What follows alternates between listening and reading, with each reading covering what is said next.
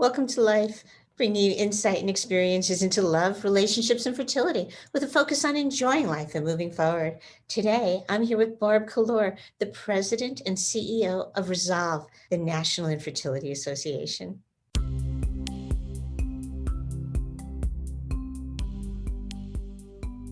Welcome to Life, Love, Insight, Fertility Experiences. I am here today with Barb Collura. She is the president and the CEO of Resolve. And for those of you who listen to the podcast, they know how frequently I talk about Resolve. Resolve is the National Fertility Association. I think it is probably the largest organization in the world. I must say that since I have been involved in fertility, I think I shared this with you, it has exploded under your leadership. People know what infertility is. People know 1 in 8. People know, what IVF is, or they're beginning to know what IVF is. So thank you so much for being here today. And I could probably talk to you for hours. So Well, it's such an honor. It's a thrill. We love working with you, Lori, on so many levels, and you do such a great job of breaking this horrible, journey down into a way that really people can cope with it and live a full life. And so we applaud you and your work and for putting this together. I'm just honored to be here and share and talk with you. I mean, you and I can, as you said, talk for hours. So happy to be here. I think that your story is amazing. And so, very often you talk about fertility, but fertility is almost like a mirror reflection of life in many ways, because it's a journey that we go on. And so I think we could take so much from it. And I'm just like in awe a little bit of how you even got started doing what you do. So could you share that a little bit? Sure. Well, Resolve, the National Infertility Association, is a nonprofit organization. It was founded in 1974 by a woman in Massachusetts. Her name actually is Barbara Eck, and she was a nurse, and she was going through her own infertility struggles and knew enough, I guess, being in healthcare, the power of connecting people together. So she met some women in a waiting room at a doctor's office and invited them over to her house. They sat around her kitchen table, and that was the first support group that started.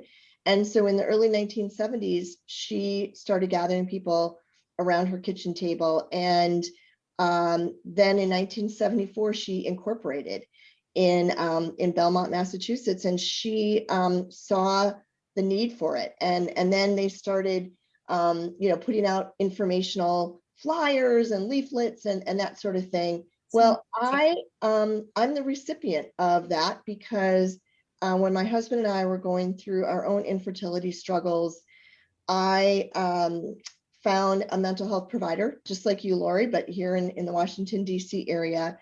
And she very strongly encouraged me to connect with Resolve. And she said, like, I think it was like my first therapy appointment. And she said, you would really gain a lot of value by connecting with Resolve. And I honestly, after 2 years of treatment, I didn't even know of Resolve at that point. And so I started connecting with them here in the Washington, D.C. area. So grateful for all of the people that came before me, that there was programming and support groups. And so for about the next year, I connected with Resolve. I gained a lot of value from everything I learned. And we reached a point, my husband and I, where we felt like we could make a decision on our next steps. And we chose to build our family through adoption. At that point, I had been a consumer, a user of Resolve services. And I felt like I was in a little bit of a good place emotionally. And I'm one of those serial volunteers, Lori. I'm always raising my hand, okay, I'll do that. So I raised my hand. They had a newsletter. They were putting out, we need volunteers. So I called up. Next thing I know, I'm volunteering here in the Washington, D.C. area for the local folks for Resolve. And I did that for 4 years. And then in 2004, the organization, which had been in Massachusetts now for 30 some years, decided to move their headquarters to Washington, D.C. They got some really good advice from some outside consultants, and they said, Resolve, you want to be involved in public policy, you want to have a seat at the table, you're kind of stuck up here in Massachusetts, you need to be Washington, D.C. And so the board voted to close the office in Massachusetts and open a new office in Washington, D.C. They hired a guy to be the executive director, and he hired me. I had been a very active volunteer for 4 years. I was living here in Washington, D.C., and he hired me to run our volunteers across the country, to run our volunteer program. So I started working for Resolve as an employee in 2004, and my son was just about to turn 4 years old, and it felt right. And I did that, and just really appreciated the fact that now I could like work in this field. And then in early 2007, he left, and the board asked if I would step in as the executive director. And at the time I thought, is this like interim? Are you gonna like do a nationwide search? And they were like, nope, you're the new executive director. Wow. So I've been in this role now since 2007. What is that? 14 years. So yeah, I feel so honored because this was really just a passion of mine. It's something that I feel so much of a connection to our mission because it helped me. And I feel like I'm a mom today because of Resolve, and built my family. And so I love what we do. I love every day what we do. Now, you talk about the work that we've done over the last many years. I appreciate, that you are thanking me, but I'm just one person. And I sort of feel like I'm a caretaker of Resolve at the few years that I'm here in its long history. I mean, we're going to be a 50-year-old organization in just a couple of years. Right. So, I guess I've been blessed with phenomenal colleagues. Our staff has over the years, we have a really tenured staff, but we've had awesome people even that are no longer with us. We've had a great board of directors, and honestly, I've had such fantastic corporate partners and individual donors, people that like are good friends of mine now after all these years of being here and doing this. So it's one of those, it takes a village. This is an organization that has many pieces that make it all work and come together. It does. It's a huge organization. And I think that, we all need somebody to spearhead everything. And you make it sound so simple, and it is a passion. And I think what happens is when we pursue our passions and the light shines down and we're able to now become an executive director or president or CEO of this organization, it just shows the bandwidth of what speaking up and volunteering and working hard and knowing what you need to know can do. So it does take a special person to do that. But on the other hand, it does also show what raising your hand does. Yeah, it's our staff loves to tell our volunteers, Barb started as a volunteer. Exactly. You did start as a volunteer, and it's an amazing story, an amazing journey. And I do, when you talk about the round table and the support groups, every time you talk about these things, I love it because I run support groups. And I've been running them virtually now since COVID. And I actually finished up a support group a couple of weeks ago, and all the women got together after the support group to meet in person. And they all hung out, they had brunch, and it warms my heart, honestly, because I'm so thrilled when the support groups stay in touch. And Absolutely. I've had people stay in touch for years after the support groups. And I had this one story I'm going to share with you, that I was starting a support group for men, which is hard to do. Infertility touches the male factor very often, right? They're finding it more and more. Very hard to get the men involved. Very hard. And there's so many reasons for it, even when you're using donor sperm, or if there's a low sperm count or low morbidity, whatever it is. And so I have men contact me every once in a while. One man, he really, really, really wanted a group. And I had somebody else call who also really wanted this group. And it was like a couple of months apart. And that's the challenge with the group, Yeah. to bring people together. Yeah. So anyway, I said to the two of them, okay, why don't the two of you exchange phone numbers? But they didn't want to do it. They wanted me to kind of coordinate it. I said, okay, let's the three of us talk. So the three of us talked, and it turned out, Barb, that they were both sitting in the same doctor's office on the same day at the same time, while both their wives were going for the same procedure, but they did not say hello to each other. Oh my gosh. Needless to say, I called that doctor's office. But we have this need, this emotional need to connect. Right. Yeah, With absolutely. fertility, that need, I think, is so evident and so strong. And Resolve offers that on so Yeah. And many different that, levels. and that's what I say all the time. I say, look, we're about community, we're about connection. That's what Resolve is, because you can't go through this alone. No, no, you really can't. And you don't have to. No, That's the beauty no, of it. you So don't have to. You don't people have to. chat about Resolve, they take a deep breath.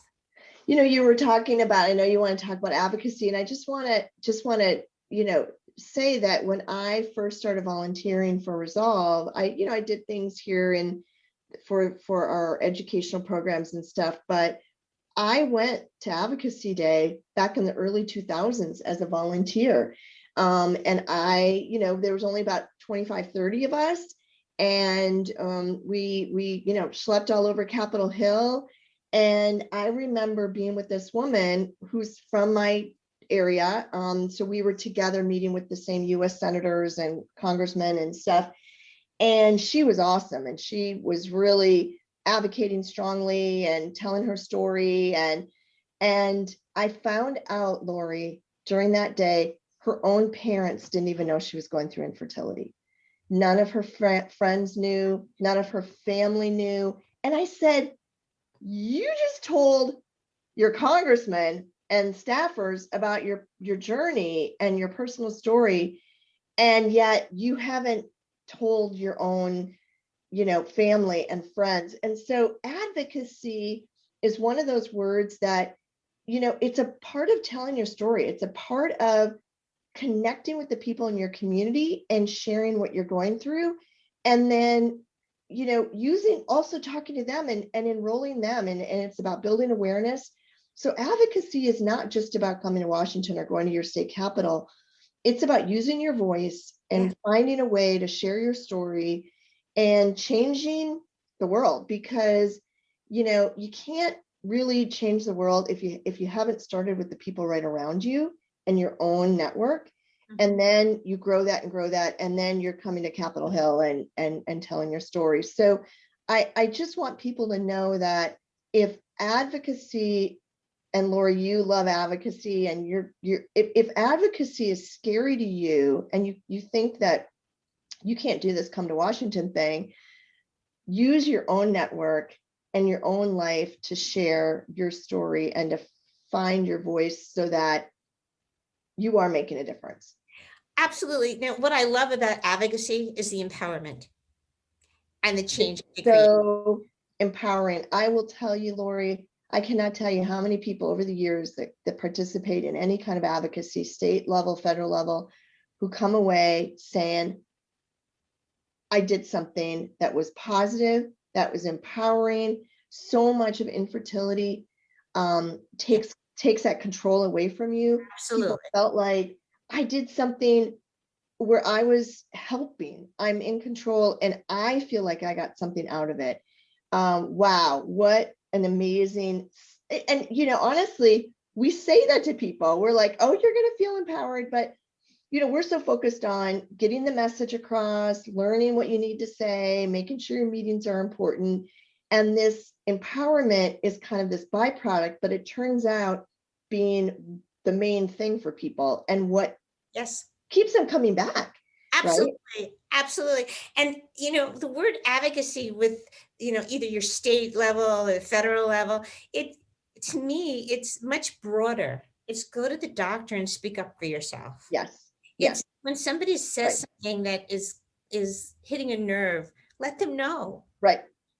Try and take that little bit of a separation or perspective, and maybe you need to take a breath before you do that, so that you can empower yourself to advocate for yourself. Absolutely. And the advocacy day, quote unquote, is fabulous. It's empowering, and you feel the sense of community, and it's wonderful. But then it's all that work that has to go on after. Oh, absolutely. Keep it up. And it's the work before. So I have been very big on also saying to people, if you can't make the day, there's still so much more to be done. Well, and and also if you're just doing the day, think about that may not be enough, because doing the day gets a message across, but it's about building a relationship.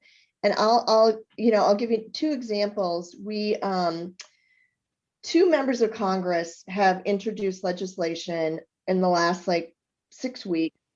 And when they introduced the pieces of legislation, they put out a press release and they contacted Resolve for a quote that's now in those press releases on their US Senate website, US representative website. And that doesn't just happen. We bring hundreds of people to Capitol Hill. These members of Congress now know Resolve. These staffers, when we call and make those appointments for Advocacy Day, they're like, oh, Resolve, we know you guys. They know us. We are building relationships. When they are getting ready to introduce legislation, who are they contacting for advice, for counsel, to amplify their voice? All of that is super duper important, but we need change to happen. And that's how you get change to happen, because we are now becoming this mighty voice. And that didn't happen because I was going down to Washington, Capitol Hill, every couple of months. It was because you, Lori, and all the people from New York and all the people from all the other states were choosing to raise their voice. And that, like you talk about community, that collectiveness, think about one voice versus 500 voices, right? And you start, we were in every US Senate office last year. Yeah. What? Are you kidding me? Every office got a message about infertility, got a message about what our community needs.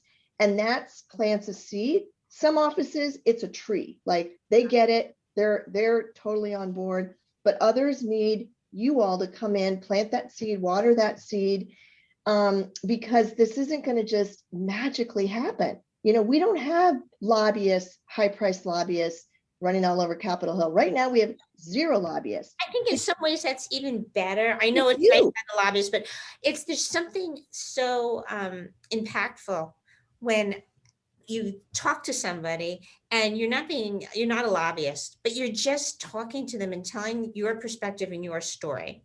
And people listen. They really do, because people connect with people on a human level. And I do think that that's a big part of Resolve taking off and making a difference, that it's a very human connection. And in order for a plant to grow or a seed to grow or anything to grow, it takes nurturing and water. And so that's exactly, to me, what you're talking about. It's this nurturing and this kindling of this relationship. Absolutely. In order to make it bloom. So well said, Lori. But when I got to go, I went to Advocacy last March, right before they shut everything down. And some of the people and I've only gone to one in person, and several of the people that we had appointments with, they had the junior people meet with us, and they didn't even know anything about Resolve. So just to educate them and see their eyes kind of light up and listen, that you're making a difference.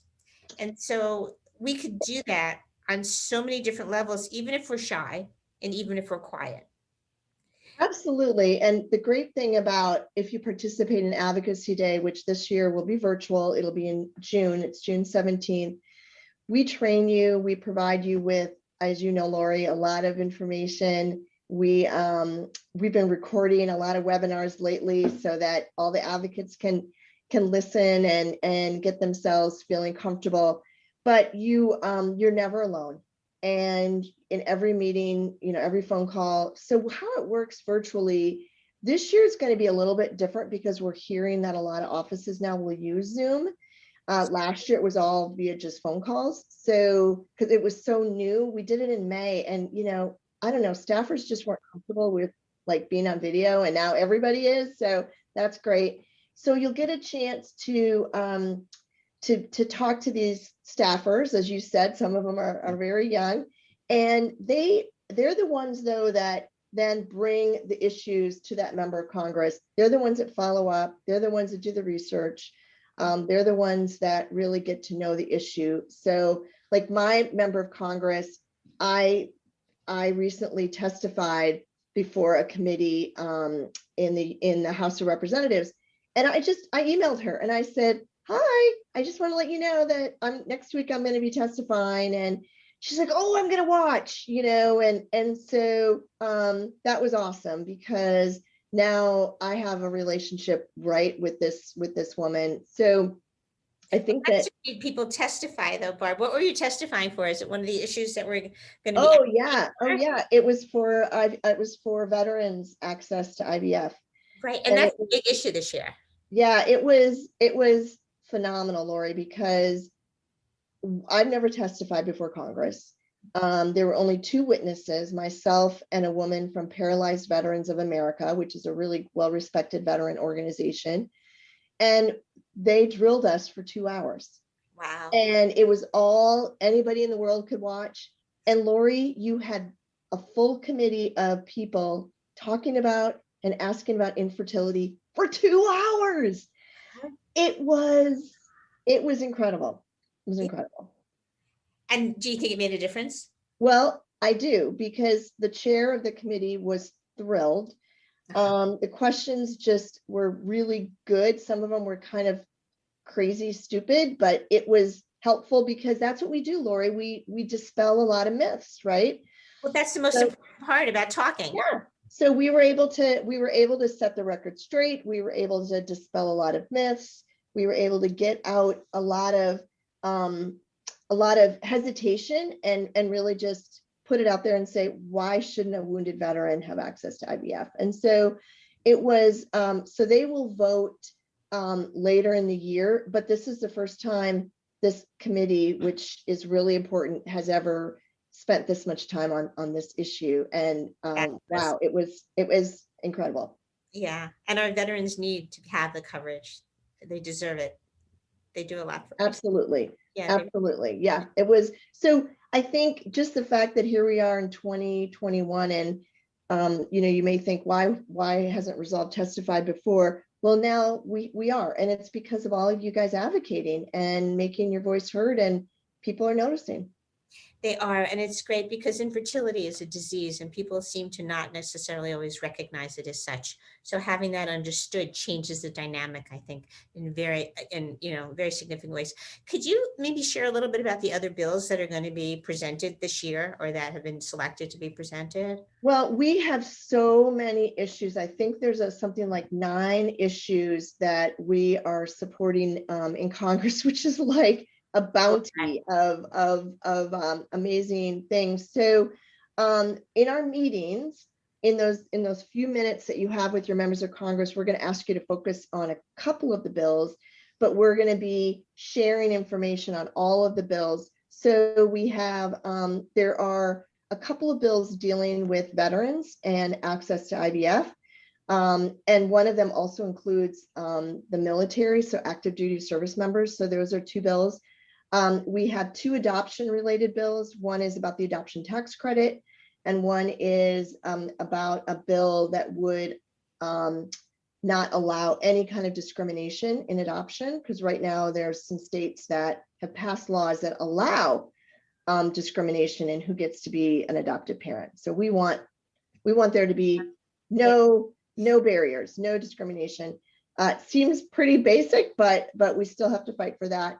There are a couple of resolutions. So these are just ways for Congress to state their view on something. One is on a PCOS Awareness Month.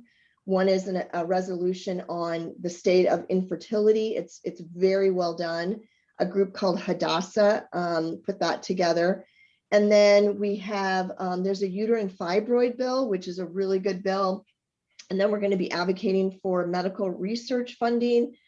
Gosh, Lori, it's so much. So really what I'm hearing is there's a bill that everybody can connect with. Oh my goodness. Absolutely. I mean, the key bills are going to be medical research, adoption tax credit, veterans, and and then insurance coverage for everybody for IVF. So you said it, Lori, we've got something for everybody. Something for everybody, right? And knowing that and understanding that, I think helps people realize that if they're not on the professional end of working in fertility, but they're more on the receiving end and the person with the diagnosis, that they can connect on that level with realizing that they're speaking up for themselves and they're speaking up for other people. And the goal is that Yes. resolve these issues so that they don't have to be there anymore. Yeah. So when we look forward, right, if we look to the future, what is the goal? What is the kind of end goal for, I don't know when, with For us, we want to see there to be coverage, access and coverage for everybody. So there are some insurance plans for the military, for federal employees, veterans, that are controlled by Congress.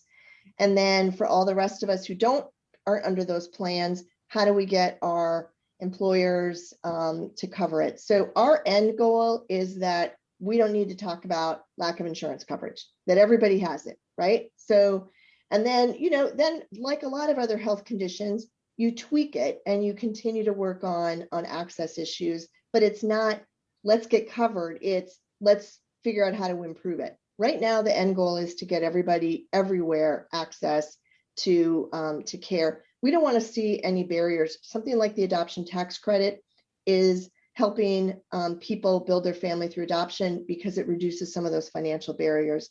Things like anti-discrimination helps LGBT, people of different religions and faiths, marriages, get the ability to be a parent. So for us, we don't want to see any barriers.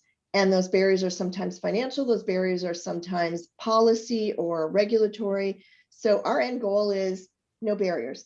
If we don't have any barriers, then maybe Resolve doesn't exist, and that's okay. Nonprofits are supposed to put themselves out of business.